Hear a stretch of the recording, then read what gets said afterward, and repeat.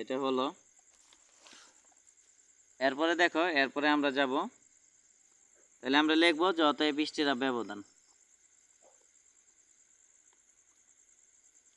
তাহলে স্টিরাপ ব্যবধান কি সবসময় কমটা নিতে হয়। তাইলে এখানে সব থেকে কম কত বলো? একটা পাইছি আমরা 12, আরেকটা হলো 19.50, আরেকটা হলো 53.67। তাইলে সর্বনিম্ন হলো 12 সেন্টিমিটার সেন্টার টু সেন্টার। আচ্ছা, এরপরে ধাপ 9, বনপীড়ন।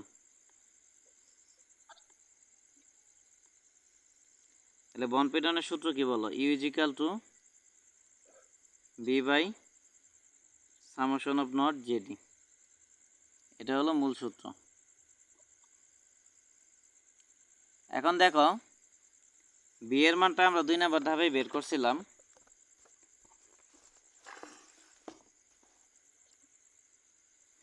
বি এর মানটা আমরা কত বের করছি বলো?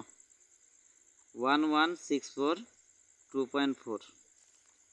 এটা আমরা 2 নম্বর ধাপে বের করছি। তারপরে summation of not. Summation of নটের মান কি? সামেশন অফ নটের মান হবে এন পাই ইন্টু হলো একটা রডের ব্যাস।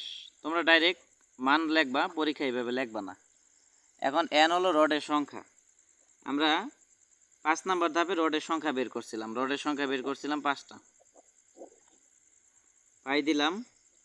আর ডি, 5 নম্বর ধাপে আমরা যে রড নিয়েছিলাম এটা 32 মিলিমিটার ডায়া নিয়েছিলাম। তাহলে 32 মিলিমিটার মানে কি 3.2 সেন্টিমিটার। তাহলে এটা ক্যালকুলেটর হিসাব করব, হিসাব করলে 50.27 সেন্টিমিটার আসবে। এই জন্য আমরা 50.27 নিব। আর জেডির মানটা আমরা আগেই বের করছিলাম 5 নম্বর ধাপে। জেডির মান আমরা পাইছিলাম 33, এই জন্য 33 নিব। তাহলে এটা হিসাব করব, হিসাব করলে 7.02 আসবে।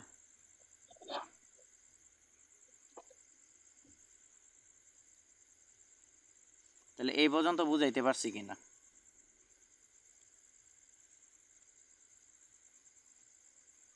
প্রশ্ন থাকলে বলতে পারো।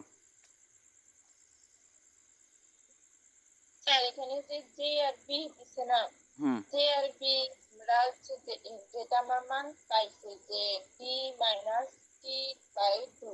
হ্যাঁ, এটা সূত্র আছে না? জি। এটা যে সূত্র অ্যাপ্লাই করার পরে 23 পাইছি, এটা 23টাই লিখবো। হ্যাঁ, এই 33টাই আমরা লিখছি। 23 না 33, এটা 5 নম্বর ধাপে আমরা পাইছিলাম, এটাই এখানে লেখা হয়েছে। স্যার খাতাটা কি উপরে উঠাবেন? আমি ইয়াটা দেখবো সূত্রটা। অবভিয়াসলি, এই যে। ঠিক আছে। আর জেডির মানটা আমরা 5 নম্বর ধাপে পাইছি, 33 পাইছিলাম, ওই 33টা এখানে লেখা হয়েছে। এখন দেখো, এই যে বনপীড়ন পাইলাম, এটা ঠিক আছে না ভুল গেছে, এটার জন্য আমাদের অনুমোদনযোগ্য একটা মান লাগবে। কিন্তু প্রশ্নে অনুমোদনযোগ্য কোনো মান দেওয়া নাই, এই জন্য আমরা অনুমোদনযোগ্য মান আগের মতোই বের করে নিব। তাহলে এটার জন্য সূত্র কি দিয়েছিলাম বলো? 3.23 root over F prime C divided by কি ডি। এটা আমি মনে রাখছি আমার রুম নাম্বার দিয়ে। আমার রুম নাম্বার হলো 323। আচ্ছা, 3.23 root over a prime C, এটা একটু আগেই পাইলাম 200। আর ডি কত? ডি হলো তোমার 32 মিলিমিটার ডায়া, তার মানে কি 3.2 সেন্টিমিটার। তাহলে এটা ক্যালকুলেটর হিসাব করব, হিসাব করলে আসবে 14.27 কেজি পার সেন্টিমিটার স্কোয়ার। এখন দেখো, এখানে আমরা পাইছি 7, মানে উৎপন্ন হয়েছে 7, আর অনুমোদন আছে কত? 14.027। তাহলে নিতে পারবে 14.27, হয়েছে মাত্র 7। তার মানে কি এটা ঠিক আছে। তাহলে এই যে আমরা ইউ এর মান পাইছি, এটা ছোট। কার থেকে ছোট? এটা থেকে ছোট, মানে কি এটা থেকে ছোট, এই জন্য লেস দেন ইউ অ্যালোয়েবল। তার মানে ঠিক আছে। তাহলে বিষয়টা বুঝাইতে পারছি কিনা বলো? আচ্ছা, এটা হলো। এখন এই যে অনুমোদনযোগ্য যে মান আছে, এটার জন্য রডের সংখ্যা কয়টা হয় এটা আমরা বের করব। তাহলে আবার ওই আগের মতোই আমরা লিখব যে আবার, এখন সূত্র ইউ এর জায়গায় ইউ অ্যালায়েবল হবে, আর বাকি সব ঠিক থাকবে, B by summation of not JD. এখন দেখো, এখানে আমাদের রডের সংখ্যা বের করতে হবে, এই জন্য সামেশন অফ নট আছে নিচে, এটা নিব উপরে, আর ভি রাখলাম, ইউএল উপরে আছে নিচে নিব, আর এখানে জেডি নিলাম। এখন সামেশন অফ নটের সূত্র আবার কি বলো, এন পাই ইন্টু ব্যাস। এটা কি নতুন সূত্র? এই সূত্র তো কোনো জায়গায় নাই। এটা আমরা রডের সংখ্যাটা তোমাদের যখন ইউএসডি করাইছিলাম তখন এই যে এইভাবে কাজটা করাইছিলাম, তোমরা দেখিও, নতুন সূত্র না। দেখো এখানে ইউ নিছি আর এখানে ইউ অ্যালায়েবল নিছি, দুইটাই বনপীড়ন, তাহলে বনপীড়নের সূত্রই তো B by summation of not JD. এই হলো বিষয়, মানে এখানে ইউও বনপীড়ন, ইউ অ্যালায়েবলও বনপীড়ন, ঠিক আছে?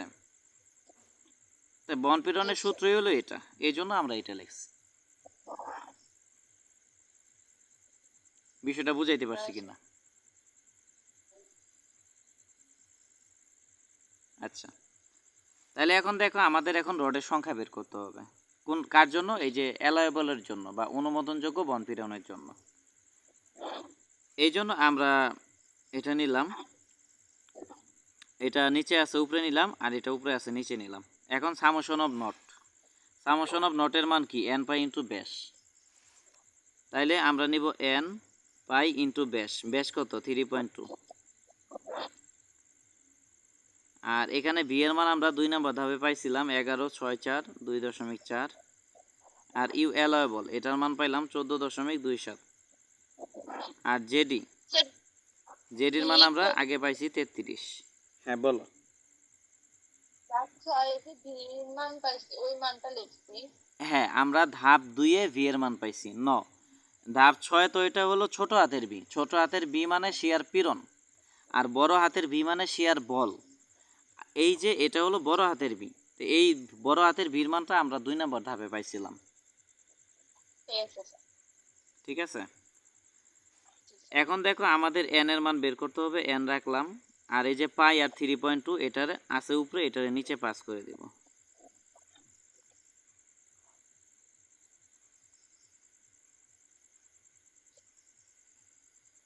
তাহলে পাই ইন্টু 3.2 এটা নিচে নিলাম। তাহলে এটা তোমরা ক্যালকুলেশন করবা, ক্যালকুলেশন করলে 2.46 আসবে দেখবা। তাহলে এটাকে আমরা পূর্ণ সংখ্যা 3টা ধরে নিলাম। তাহলে এত বড় ম্যাথ আসবে নাকি অর্ধেক আসবে? এখন এটা প্রশ্নের উপর ডিপেন্ড করবে, তবে টি বিম যেগুলো আছে এইগুলোতে তোমার ওই আগের মতোই প্রশ্ন, মানে আমরা যে নিয়মই করি না কেন